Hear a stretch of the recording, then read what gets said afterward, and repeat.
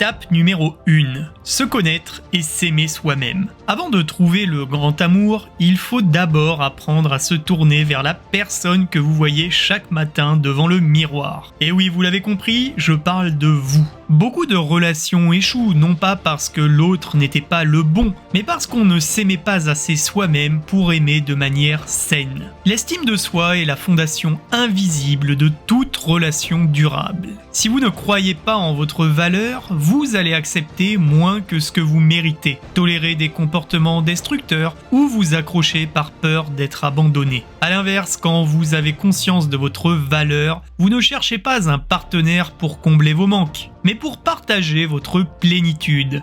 L'amour devient alors un choix, pas une dépendance.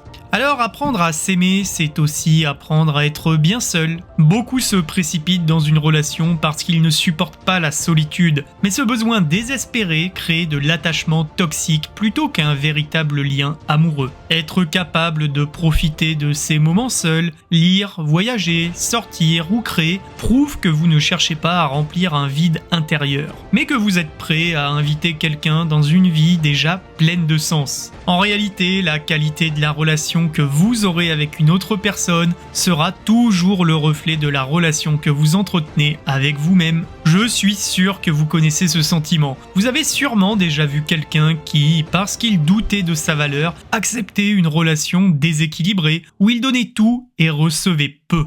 Et peut-être même à l'inverse, vous avez vécu un moment dans votre vie où vous étiez fier de vous, confiant, aligné avec vos valeurs, et les personnes attirées par vous à ce moment-là semblaient totalement différentes, plus respectueuses et plus authentiques. Et ce n'est pas un hasard, votre niveau d'amour-propre influence directement le type d'amour que vous attirez. Alors avant de chercher l'autre, cherchez d'abord à vous choisir vous, car le grand amour commence toujours par une grande réconciliation avec vous-même.